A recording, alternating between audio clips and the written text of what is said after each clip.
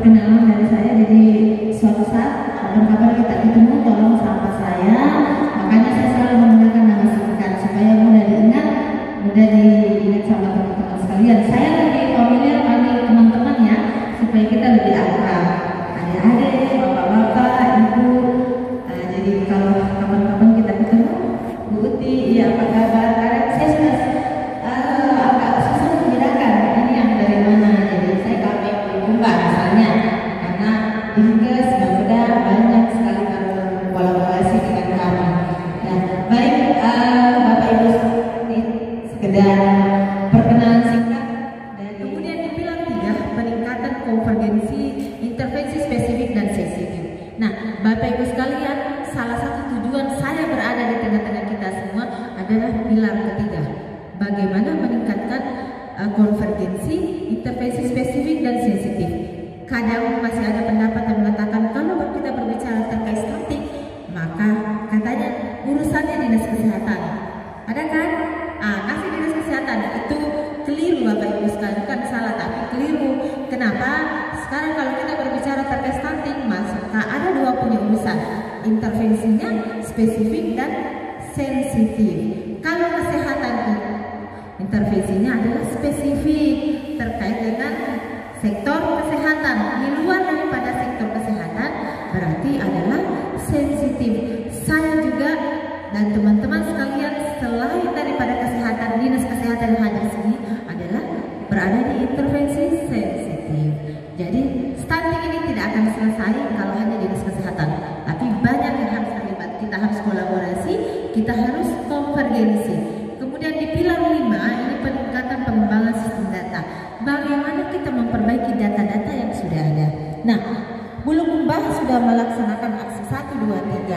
Dari aksi 1 itu kemungkinan besar ada 64 indikator yang ada. Nah, itu akan kita lihat data-data apa yang dianggap masih salah, data-data apa yang masih dianggap kurang. Itulah bagaimana kita mau meningkatkan pengembangan data, informasi, kemudian riset dan inovasi. Nah, kemungkinan di sini Bulukumba banyak sekali inovasi-inovasi yang ada terkait stunting. Nah, untuk peringkat 1 inovasi di Sulsel itu adalah Kabupaten Pinrang tahun lalu. Dia terlalu dikenal dengan kabupaten yang banyak inovasi-inovasinya lahir terkait stunting ini. Mudah-mudahan nanti Bulukumba juga akan mendapatkan peringkat yang sama, bisa melebihi Kabupaten Pinrang karena adanya ini. Bapak Ibu sekalian, tadi saya sudah jelaskan bahwa ini ada tujuan Stranas, ini ada 6, kemudian ada kelompok sasaran. Karena adanya Perpres 72 tahun 2021, Bapak Ibu sekalian, maka yang tadinya mungkin kita kenal bahwa percepatan stunting itu sasarannya berada di 1000 HPK. Tetapi karena adanya Perpres 72, maka sasaran percepatan penurunan stunting ada 5 yang harus kita hafal. Yang pertama adalah remaja, yang kedua adalah calon pengantin, yang ketiga adalah ibu hamil, ibu menyusui dengan balita 0 sampai 59 bulan. Ini harus difalmati oleh KPU. Ya, jadi ingat kalau berbicara terkait sasaran bukan lagi hanya berada di 1000 HPK, tapi kita harus dimulai dari remajanya. Kenapa BKKBN ditunjuk oleh Pak Jokowi menjadi koordinator di pusat untuk stunting? Karena kita mau keluarganya dulu 1 tahun periode. Yang pertama Bapak Ibu sekalian, izin saya jawab ya. Yang pertama ada namanya aksi 1. Aksi 1 ini adalah analisis situasi, di mana di aksi 1 ini itu PIC-nya adalah Bapeda. Nah, semua ini analisis situasi ini adalah kita akan melihat sebaran stunting yang ada di semua desa. Di desa ini ada berapa kasus, prevalensinya berapa keluarga berisiko stuntingnya, semua akan kita lihat di sini analisis situasi. Kemudian output daripada aksi 1 ini adalah melahirkan desa lokus atau desa fokus prioritas untuk tahun depan. Jadi dari 130 lebih desa kelurahan yang ada di Kabupaten Bulukumba, kita akan menetapkan lokus. Tahun ini sudah ditetapkan untuk tahun depan, intervensi tahun depan. Jadi tidak, tetapi untuk menetapkan lokus itu tidak semata-mata kita menetapkan bahwa karena kita dekat Pak Desanya, kita dekat dengan Pak Lurahnya, kita tetapkan lokus. Ada faktor-faktor atau indikator untuk menetapkan. Sebentar saya akan lihat kira-kira indikatornya apa untuk menetapkan lokus tersebut. Kemudian setelah aksi 1, kita akan masuk ke aksi 2, rencana kegiatan. Nah, dari lokus yang disepakati itu, maka semua OPD perangkat daerah yang ada di Kabupaten Bulukumba itu wajib membuat rencana kegiatan apa yang akan dilakukan di desa lokus tersebut. Dinas Kesehatan membuat apa, PMD membuat apa, kemudian PUPR dengan sanitasi dan air bersihnya membuat apa, Dinas Sosial membuat apa. 10 OPD harus membuat perencanaan di aksi 2 ini. Nah, kita keroyokan di desa tersebut. Setelah ada rencana kegiatan, maka pada saat aksi 3, rembuk stunting, maka semua OPD mulai dari Pak Bupati dalam hal ini sebagai kepala daerah, OPD, camat, Pak Desa, Pak Lurah, semua berkewajiban membuat satu komitmen. Apa yang akan dilakukan terhadap itu? Di desa lokus yang sudah ditetapkan itulah rembuk stunting, deklarasi komitmen bersama untuk melakukan percepatan penurunan stunting yang ada di Kabupaten. Kemudian setelah ini ada peraturan bupati terkait kewenangan desa. Nah, sekarang ini karena ada juknis baru di aksi 5 ini bukan lagi pergub kewenangan desa, tapi peraturan bupati percepatan penurunan stunting. Itu judul barunya. Kemudian pembinaan KPM.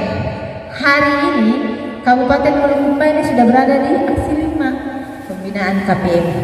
Tetapi karena ini masih juknis lama, juknis baru sekarang di sini pembinaan KPM ini berubah. Bukan lagi pembinaan KPM, tapi pembinaan pelaku dan pemerintahan desa dan kelurahan. Jadi kemungkinan besar di tahun depan bukan lagi teman-teman KPM, mungkin juga ada dilihat dari anggarannya.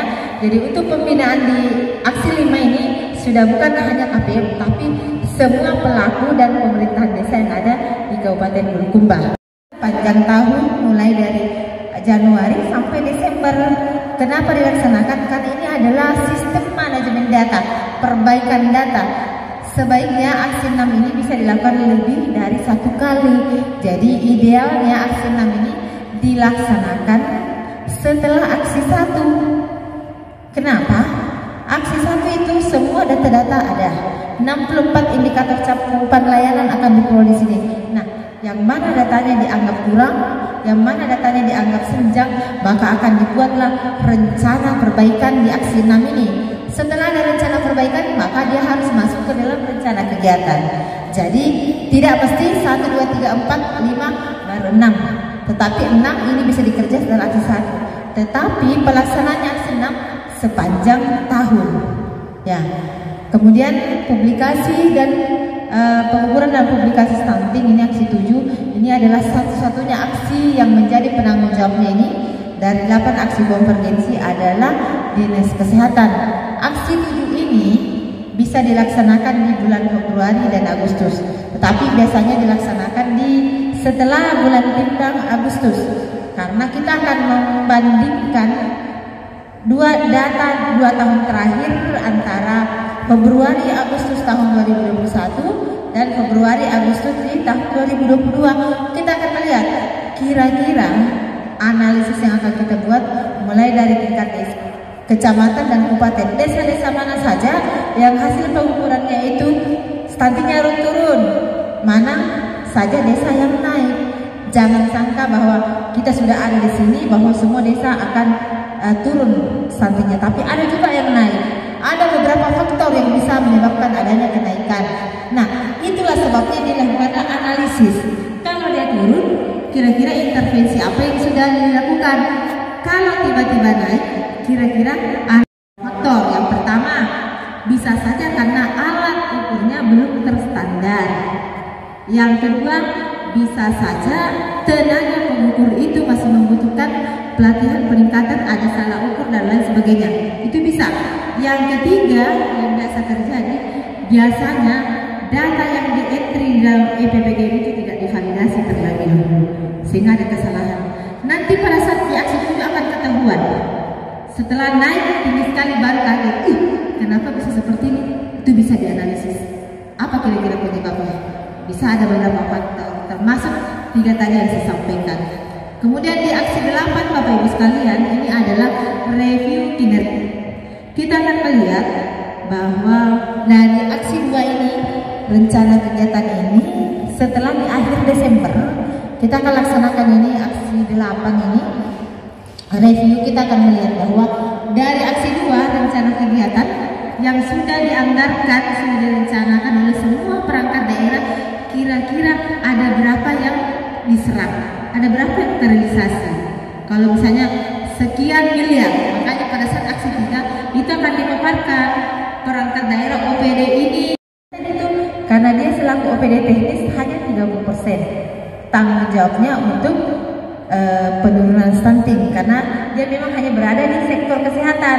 Tetapi sektor di luar dari kesehatan ada PU untuk sanitasi dan air bersihnya, kemudian ada KB, kampung KB dan lain sebagainya, itu berada di sensitif. Ketahanan pangan, Dinas Perikanan, Kemenak. Kemudian ada Kominfo, Dinas PND, Dinas Pendidikan, Kemenak dan POP. Ini semua dinas-dinas pengampu yang bertanggung jawab terhadap penurunan stunting yang ada di Kabupaten Bulukumba. Nah, ini saya lihat teman-teman sekalian, karena adanya bergabung KB, maka salah satu indikator menetapkan lokus adalah keluarga berisiko stunting. Nah, ternyata sesuai dengan Perpres 72, definisinya ada di Ranpas di Rencana Aksi Nasional Percepatan Penurunan Stunting, ada di halaman 4. Ternyata keluarga berisiko stunting itu adalah keluarga yang memiliki 1 atau lebih faktor risiko stunting, yang terdiri dari keluarga yang memiliki anak remaja, putri calon pengantin, ibu hamil, anak balita 0 sampai 59 bulan yang berasal dari keluarganya miskin, pendidikan orang tuanya rendah, sanitasi lingkungannya buruk, dan air minumnya tidak layak. Itulah yang disebut keluarga berisiko. 7. Jadi ada 2 tambahan. Yang pertama, layanan kesehatan ibu dan anak, konseling gizi terpadu, sarana air bersih dan sanitasi, perlindungan sosial dan kesehatan, PAUD dan kelas pengasuhan. Itu adalah 5 paket layanan yang selama ini teman-teman tahu. Karena adanya Perpres 72, maka ada 2 layanan yang bertambah. Ini yang saya tulis merah. 6 adalah pemeriksaan kesehatan pasangan usia subur. Kemudian berikutnya adalah pemberian tablet tambah darah pada remaja. Jadi teman-teman selaku KPM, pelaku di desa, harus hafal ini 7 paket layanan yang ada di desa. Jadi banyak ya definisi. Bahkan ada yang sekarang karena stunting ini lagi tren, biar kita sementara jalan, kalau lihat orang pendek langsung kita stunting. Banyak ya, banyak sekali kalau ya, saya kira seperti itu ya. Jadi nanti kalau orang-orang tahu, operasional KPM terendah di Sulsel ada di Kabupaten Sidrap, kemudian operasional tertinggi ada di Kabupaten Tanah Toraja dengan pangkat 1,5. Mau? Silakan koordinasi dengan Pak Hamsa.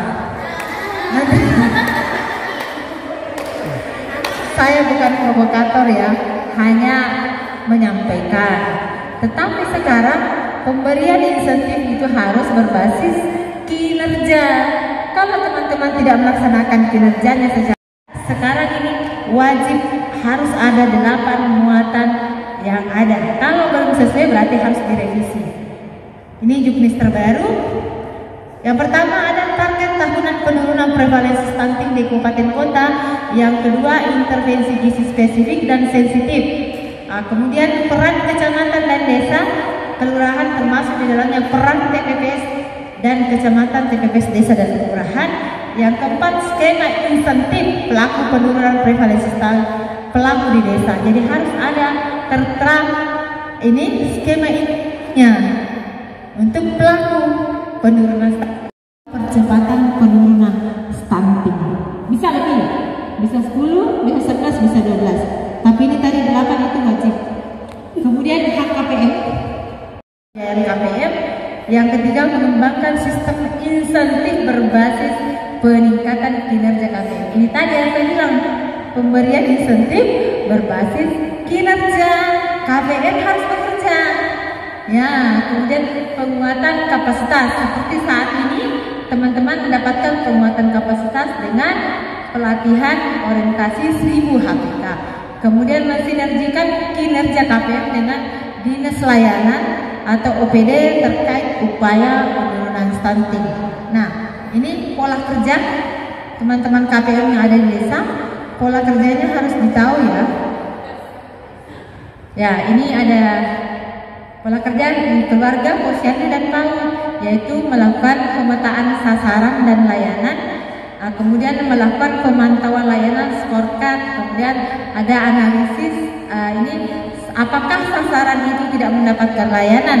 Kalau dia tidak mendapatkan sasaran, permasalahan apa? Permasalahan layanannya adalah melaksanakan pendampingan yang meliputi penyuluhan, fasilitasi pelayanan rujukan dan fasilitasi penerimaan program bantuan sosial dan surveillance kepada keluarga, termasuk calon pengantin, calon pasangan usia subur atau keluarga berisiko stunting.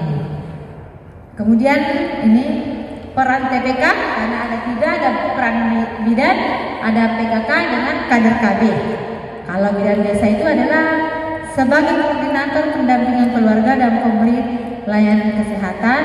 Kemudian peran PKK-nya adalah pengurus PKK tingkat desa sebagai penggerak dan fasilitator atau mediator pelayanan-pelayanan bagi keluarga.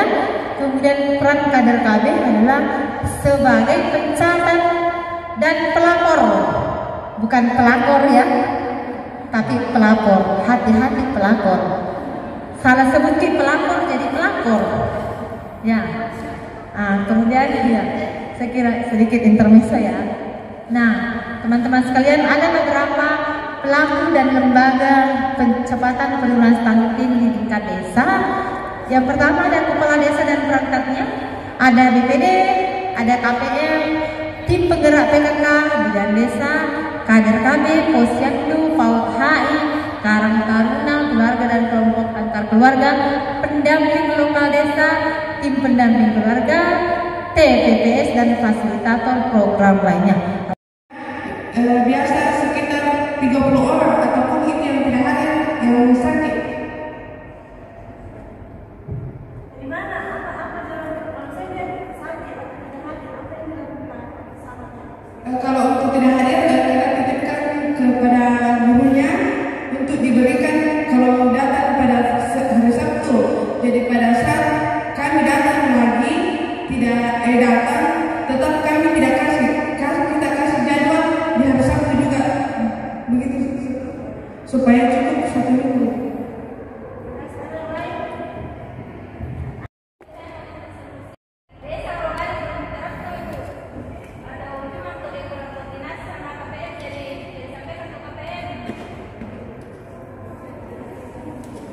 Tadi itu wilayahnya puskesmas Berapa nih? Oh ya.